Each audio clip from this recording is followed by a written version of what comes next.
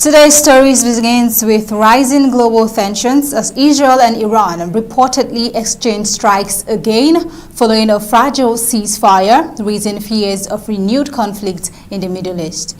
Now in Europe, the Ukraine war continues to strain diplomatic relations, with France and other European actors navigating growing security and political pressure as fighting between Russia and Ukraine persists.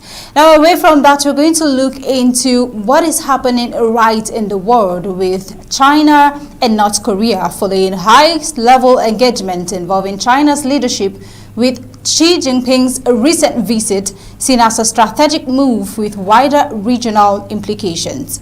Now, back on the home front, concern is growing in southern Cameroon's Ambazonia after reports that BIR forces allegedly stormed Banso Baptiste Hospital in Kumbo, triggering fear among patients and staff amid ongoing war tensions. Now, from global flashpoints to local insecurity, today's stories reflect a world grappling with instability on multiple fronts. All of these we will explore in today's Flash News. Good afternoon and welcome. I am Thabito Akor. Let's begin.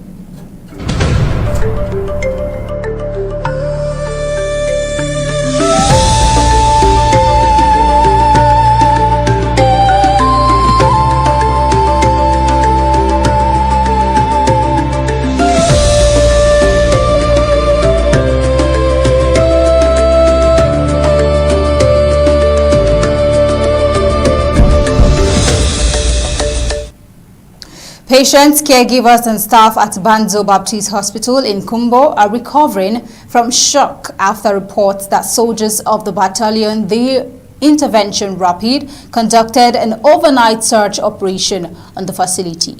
According to hospital sources, troops entered the hospital around 1 o'clock a.m. on Monday and moved through wards until about 4 o'clock a.m. in search of suspected wounded separatist fighters. Witnesses say patients were disturbed in their beds during the operation, while some night duty staff were instructed to leave their wards unattended for several hours. Several patients reportedly missed scheduled medication during the disruption, raising concerns among caregivers. Now, there are also reports that mobile phones belonging to some patients and caregivers were confiscated during the search. Hospital staff say no armed fighters were found within the facility. Now we see that the incident has sparked renewed concern among local stakeholders over the safety of medical facilities in the region amid the ongoing war in Amazonia. Some accounts allege that similar military activity previously took place at the hospital earlier in the year, during which property was damaged and patients and staff were left traumatized. Authorities have not yet issued an official statement on the latest reported operation. We see that the situation remains tense as calls grow for clearer protocols to protect healthcare facilities during security operations in Amazonia. Now, let's look into what is happening with the Israel, US and Iran war. Israel recently launched fresh strikes on military and energy-related targets inside Iran on Monday, including a petrochemical facility in the southwestern city of Mashhad, marking the first attack on an Iranian energy site since a ceasefire took effect in April.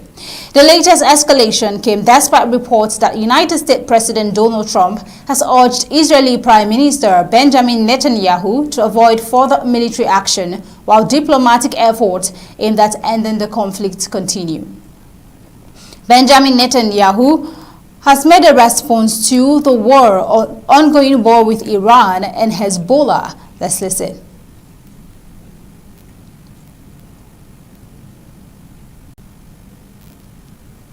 Iran has abandoned all its goals, and including the ceasefire in Lebanon. At the time, Iran is very weak, as I said, and Israel, on the contrary, is stronger than any time before. We worked at the beginning of the war hand in hand with our friend Donald Trump and the U.S. Army in a campaign that is the biggest in the history of the Middle East. The Israeli military said it targeted facilities linked to Iran's missile infrastructure and military operations. Iranian officials confirmed that parts of the Mashhad petrochemical complex were damaged, though no casualties were reported. Authorities ordered workers to evacuate the site as assessment of the damage continued. Now, hours before the strikes, Iran launched a new round of missile attacks against Israel. Israeli defense system, however, intercepted the projectiles, according to military officials, while Iran said the attacks were a response to continued Israeli operations in the region. The conflict widened further after Yemen's Houthi movement claimed responsibility for a missile attack on Israel and announced plans to intensify efforts against Israeli-linked maritime activity in the Red Sea. The renewed hostilities followed reports that President Trump had privately urged Bibi Netanyahu to refrain from additional strikes, arguing that diplomatic negotiations with Tehran were nearing a breakthrough. The United States administration has been seeking a broader agreement aimed at ending months of regional fighting and reducing tensions between Israel and Iran. Now, despite ongoing negotiations, military exchanges have continued across several fronts. Israel recently carried out strikes in Beirut's southern suburbs, areas associated with Hezbollah, while Iran has maintained that any lasting agreement must also address hostilities in Lebanon. Now, away from that, oil markets reacted sharply to the latest development, with global crude prices rising more than 3% amid fears that continued instability could threaten energy supplies from the region. Now, diplomatic efforts remain focused on securing a broader settlement that would reopen key shipping routes, reduce military activity, and address concerns over Iran's nuclear program.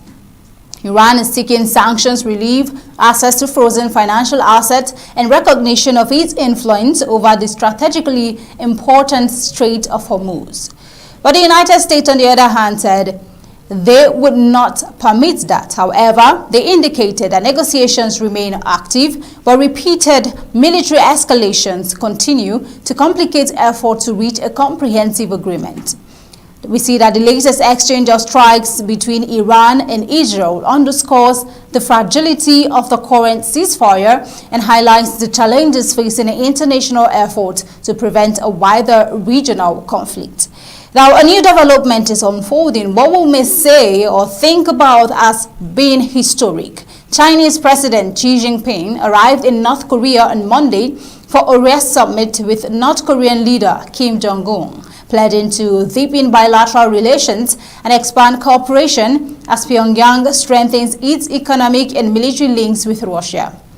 In remarks published by North Korea's state newspaper, Rodong Sinmun, ahead of the visit, Xi described relations between the two countries as entering a new historical phase and reaffirmed Beijing's commitment to strengthening exchanges across multiple sectors. The Chinese leader also emphasized the need to safeguard regional stability and oppose actions that could heighten security tensions, underscoring China's effort to maintain close ties with its longtime ally. Xi received a ceremonial welcome upon arrival in Pyongyang, where Kim and his wife, Ri Sol-ju, greeted him on the red carpet alongside a military honor guard. Children presented flowers, while military bands performed the national anthems of both countries. Talking about what leaders meeting together. Let's take a look at the scene.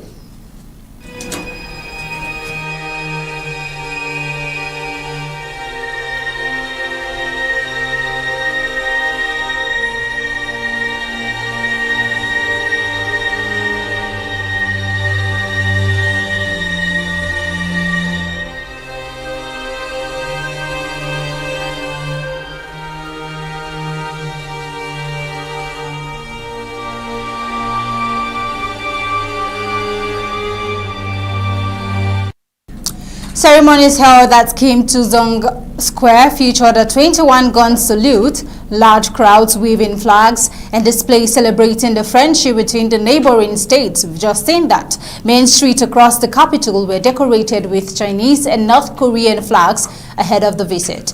Xi is expected to hold extensive talks with Kim during the two-day visit. His first trip to North Korea in 7 years, strategic years, and his first foreign visit of the year. Analysts say the meeting highlights Beijing's continued view of North Korea as a strategic partner at a time when Pyongyang has expanded trade and military cooperation with Russia. The growing relationship has provided North Korea with increased economic support and diplomatic leverage. China and North Korea are also expected to discuss regional security, economic cooperation, and broader geopolitical development, including efforts to strengthen multilateral cooperation and maintain stability in the Northeast Asia. Meanwhile, we see that Xi's strategic meeting was accompanied by the First Lady Peng Liyuan, senior Chinese Communist Party official Kai Qiu, and Foreign Minister Wang Yi. The visit comes amid signs of increasing engagement between Beijing and Pyongyang following years of pandemic-related restrictions. Border crossings have resumed, diplomatic exchanges have intensified, and Air China restored direct flights between the two capitals earlier this year. Now, on the eve of Xi's arrival, North Korea announced plans to deploy a new 10,000-ton naval destroyer and also reiterated its position as a nuclear-armed state, moves widely seen as a demonstration of military capability ahead of the summit. According to the Stockholm International Peace Research Institute, North Korea's nuclear arsenal is estimated to have grown to about 60 warheads, up from roughly 50 a year earlier. The institute also assessed that Pyongyang continues to expand production of fissile material, potentially enabling the development of additional nuclear weapons. The summit is being closely watched as of now by regional observers who see it as a key indicator of how China intends to balance its relationship with North Korea amid shifting security dynamics in East Asia and growing competition with the United States. A new development is unfolding in the war with Russia and Ukraine. The leaders of Britain, France, and Germany have thrown their support behind efforts to launch direct talks between Ukraine and Russia, signaling that Europe intends to play a central role in any future peace process aimed at ending the more than 4-year war. Now meeting in London on Sunday, British Prime Minister Keir Starmer, French President Emmanuel Macron, German Chancellor Friedrich Merz, and Ukrainian President Volodymyr Zelensky discussed pathways to a ceasefire and a framework for long-term peace. The leaders endorsed Zelensky's proposal for direct negotiations with Russian President Vladimir Putin, while emphasizing the need for active participation by both Europe and the United States. The meeting comes amid renewed diplomatic activity and growing concerns over the prolonged war, which has continued to inflict heavy military and civilian losses on both sides. Zelensky used the talks to press for additional military assistance, including more air defense missiles, as Ukraine faces intensified Russian missile and drone attacks. We see that recent strikes have been among the largest launched since Russia's full-scale invasion began in 2022. Now, in an interview with BIR TV, Zelensky has this to say. Of course, I want to freeze, not just freeze the conflict, because we want to live in Ukraine, not just stop the war. We want to stop, and stop the way when the war will not come back, because of some crazy people and etc., if they want to come back with this war after some pauses. So it's not the idea just to freeze, but the quickest way to freeze. And to freeze and move it to diplomatic sector. The four leaders outlined key conditions they believe are necessary for a lasting settlement. These include an immediate and comprehensive ceasefire, negotiations based on the current front lines, legally binding security guarantees for Ukraine, and continued restrictions on Russian assets until compensation is provided for war-related damages. They also stressed that broader European security interests must be protected in any agreement reached between Moscow and Kyiv. Meanwhile, we see that the London meeting followed Zelensky's recent public appeal for face-to-face talks with Putin. However, the Kremlin has shown little interest in such a meeting, with Putin questioning the proposal and insisting that any future agreement must deliver long-term guarantees. Let's take a look. Стороны остановить наступление наших вооруженных сил. Вот и все. А нам нужны договоренности. Не на полгода, не на 3 месяца, а на длительную историческую перспективу. Пускай специалисты поработают, выработают какие-то решения, а после этого можно и встречаться, поприсутствовать, как я говорил, при подписании каких-то документов, либо даже что-то подписывать. Но сначала нужно найти решение. European leaders said diplomacy remains the preferred path to ending the conflict, but maintained that support for Ukraine would continue as negotiations are pursued.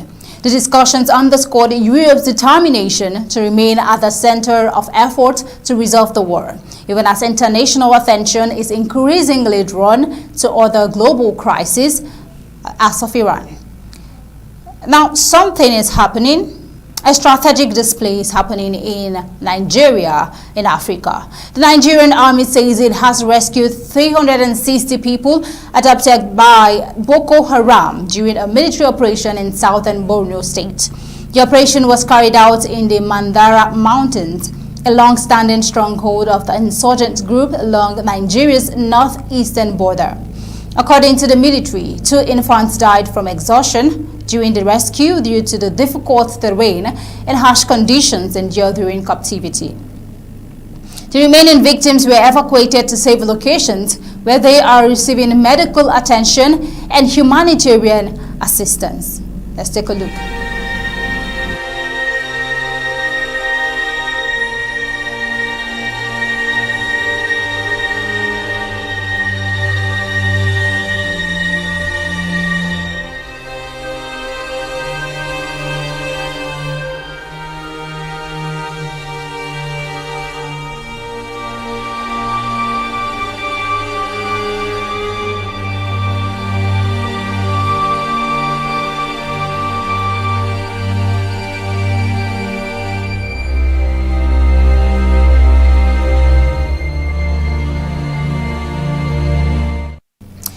The rescue marks one of the latest gains in Nigeria's ongoing campaign against Boko Haram and other armed groups operating in the country's north.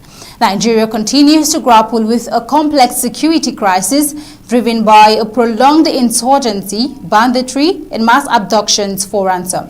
Boko Haram and its breakaway faction, the Islamic State West Africa Province (ISWAP), remain among the most active militant groups in the region. Now in May, Nigerian authorities said joint military operations conducted with support from the United States killed 175 ISWAP fighters. Despite such operations, the insurgency has claimed thousands of lives and displaced millions of people across northeastern Nigeria. Security analysts have continued to raise concerns about the country's ability to adequately protect communities affected by persistent attacks and kidnappings, despite repeated pledges by President Bola Ahmed Tinubu's administration to improve security. Now, this is the development coming in from Nigeria and in Africa, one of terrorism, banditry, and abduction. But then until next time, this is where we draw the curtain on today's flash news. Stay connected for Undaunted at the top of the hour, 8 p.m. Until then, do have a pleasant day and stay safe.